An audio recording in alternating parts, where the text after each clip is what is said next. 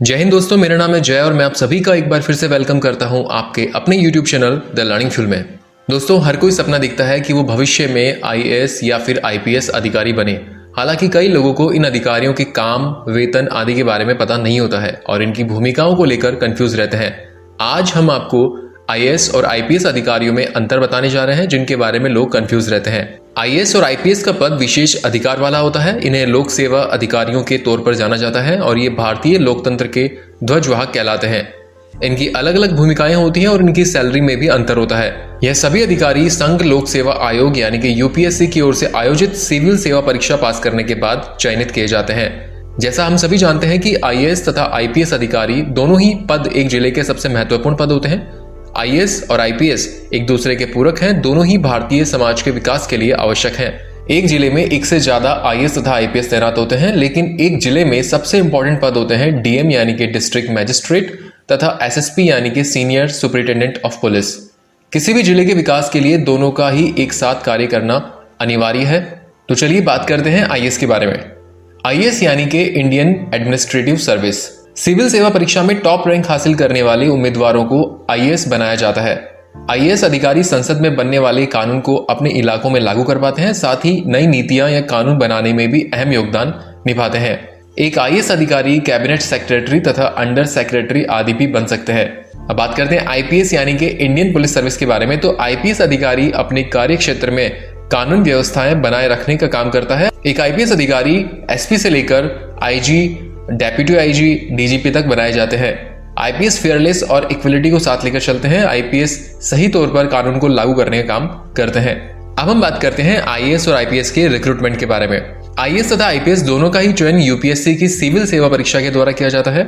Aspirants अपनी पसंद की सर्विस UPSC की डिटेल्ड एप्लीकेशन फॉर्म में भर देते हैं तथा फाइनल रिजल्ट में अपनी रैंक के अनुसार उन्हें सर्विस प्रदान कर दी जाती है। इंडियन एडमिनिस्ट्रेटिव सर्विस ज्वाइन करने के बाद अभ्यर्थी सिविल सेवा की परीक्षा नहीं दे सकता, लेकिन IPS बनने के बाद सिविल सेवा की परीक्षा दे सकता है। अब हम बात करेंगे यहाँ पर कैडर कंट्रोलिंग अथॉरिटी के बारे में। IAS तथा IPS दोनों ही ऑल इंडिया सर्विसेज हैं, लेकिन दोनों की कैडर कंट्रोलिंग अथॉरिटी अलग अलग होती है।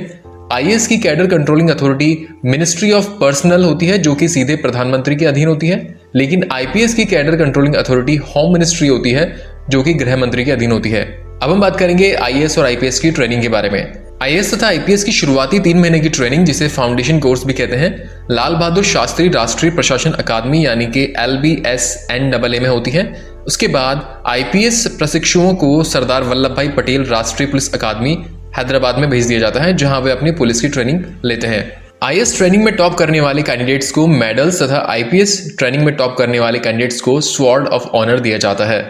तुलनात्मक दृष्टि से देखें तो IPS की ट्रेनिंग ज्यादा कठिन होती है तथा ज्यादा परिश्रम की अपेक्षा करती है। इसमें घुड़सवारी, परेड, सशस्त्र विद्या एक्सेट्रा शामिल होती है। अब हम बात करेंगे IAS तथा IPS ऑफिसर्स की पावर्स एंड रेस्पॉन्सिबिलिटीज के बारे में। IAS तथा IPS दोनों ही सेवाओं का जॉब प्रोफाइल बहुत ही ब्रॉड होता है और दोनों ही बहुत पावरफुल पोस्ट पर तैनात होते हैं, लेकिन IAS एक DM के रूप में काफी ज्यादा पावरफुल होता है। एक IPS के पास केवल अपने विभाग की जिम्मेदारी होती है, लेकिन एक IAS के पास डिस्ट्रिक्ट के सभी डिपार्टमेंट्स की जिम्मेदारी होती है। DM के रूप में एक IAS अधिकारी पुलिस विभाग के साथ साथ अन्य विभागों का मुखिया भी होता है। डिस्ट्रिक्ट की पुलिस व्यवस्था की जिम्मेदारी भी DM के पास ही होती है। शहर में कर्फ्यू लगाना हो या फिर धारा 144 या फिर लॉ एंड ऑर्डर से जुड़े सभी डिसीजन DM ही लेता है। भीड़ पर फायरिंग करने का ऑर्डर भी DM ही दे सकता है। IPS भीड़ पर फायरिंग करने का ऑर्डर नहीं दे सकता है। इतना ही नहीं, पुलिस ऑफिसर्स के ट्रांसफर के लिए भी DM के अप्रूवल की आवश्यकता होती है। एक प्रोटोकॉल में यह भी वर्णित है कि यदि IPS IAS के साथ मीटिंग में जाता है तो उसे IAS को सैल्यूट करना होगा, लेकिन ऐसा तभी होगा जब IPS अपनी फुल यूनिफॉर्म में हो। यदि IPS ने अपनी कैप नहीं पहनी है तो वह IAS को सैल्यूट करने के लिए बाध्य नहीं है। कुछ राज्यों ने अपने कुछ शहरों में कमिश्नरेट सिस्टम लागू किया है। इस सिस्टम में पुलिस ऑफिसर्स के पास ज्यादा अधिकार होते हैं, लेकिन फिर भी एक IAS की तुलना में यह कम ही होते हैं। अब हम बात करेंगे IAS और IPS के स्कोप ऑफ ड्यूटी के बारे में। DM के रूप में एक IAS अधिकारी का स्कोप ऑफ ड्यूटी डिस्ट्रिक्ट के सभी डिपार्टमेंट्स में होता है। एक IPS SSP रहते हुए सिर्फ अपने पुलिस विभाग तथा यातायात विभाग में कार्य कर सकता है, लेकिन एक DM का कार्य क्षेत्र land records, revenue, law and order, agriculture, इसके अलावा डिस्ट्रिक्ट के सभी डिपार्टमेंट्स इनके अंडर में आते हैं। अब हम बात करेंगे IAS और IPS की सैलरी के बारे में। भारत में IPS अधिकारी का वेतन सातवें वेतन आयोग की रिकमेंडेशंस के बाद से ही काफी बेहतर हुआ है। आईपीएस का वेतन 56,100 रुपए प्रति माह से लेकर 2,25,000 रुपए प्रति माह तक हो सकता है। यह सीनियोरिटी के आधार पर अलग अलग होता है। आईएएस की सैलरी भी सातवें वेतन आयोग के रिकमेंडेशंस के बाद काफी बेहतर हो गई है। आईएएस का वेतन 56,100 रुपए प्रति माह से लेकर 2,50,000 रुपए प्रति माह तक हो सकता है। यह भी सीनियोरिटी के आधार पर अलग अलग होता है। अब हम बात करेंगे आईएएस और आईपीएस की यूनिफॉर्म के बारे में। आईएएस ऑफिसर्स के लिए कोई खास यूनिफॉर्म नहीं होती है, बस उन्हें सरकारी आयोजनों में फॉर्मल कपड़े पहनने होते हैं, लेकिन आईपीएस को उनकी निर्धारित यूनिफॉर्म पहननी होती है। आईपीएस की यूनिफॉर्म प्रमोशंस के साथ साथ बदलती जाती है। उन्हें हर रैंक के साथ कंधे पर सितारे, तलवार तथा अशोक स्तंभ लगाने होते हैं। अब हम बात करेंगे आईएएस और आईपीएस में टॉप पोस्ट के बारे में। एक आईएएस के लिए भारत में टॉप पोस्ट कैबिनेट सेक्रेटरी की होती है। यह भारत का सर्वोच्च पद है जिस पर सिर्फ एक आईएएस ऑफिसर ही तैनात किया जा सकता है।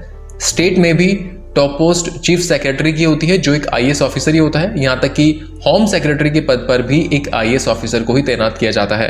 अगर हम बात करें आईपीएस ऑफिसर्स के टॉप पोस्ट के बारे में, तो आईपीएस अपने राज्य का डायरेक्टर जनरल ऑफ पुलिस बन सकता है। केंद्र सरकार में एक आईपीएस ऑफिसर सीबीआई, आईबी तथा रो का डायरेक्टर भी बन सकता है। इसके साथ साथ नेशनल सिक्योरिटी एडवाइजर के पद पर भी आईपीएस की तैनाती की जा सकती है। तो दोस्तों, मैं उम्मीद करता हूं कि अब आपको आईएएस तथा आईपीएस में अंतर के साथ साथ किसकी क्या जिम्मेदारी है और कौन ज्यादा पावरफुल है समझ आ गया होगा। सो फ्रेंड्स, उम्मीद करता हूं कि आपको हमारे द्वारा दी गई जानकारी अच्छी लगी होगी। वीडियो अच्छा लगा हो तो प्लीज इस वीडियो को लाइक और अपने दोस्तों के साथ शेयर जरूर करें। और इस चैनल पर फ्यूचर में इसी तरह के यूजफुल वीडियोस देखने के लिए इस चैनल को सब्सक्राइब करके बेल आइकन जरूर दबाएं। So thank you for watching our video. जय हिंद।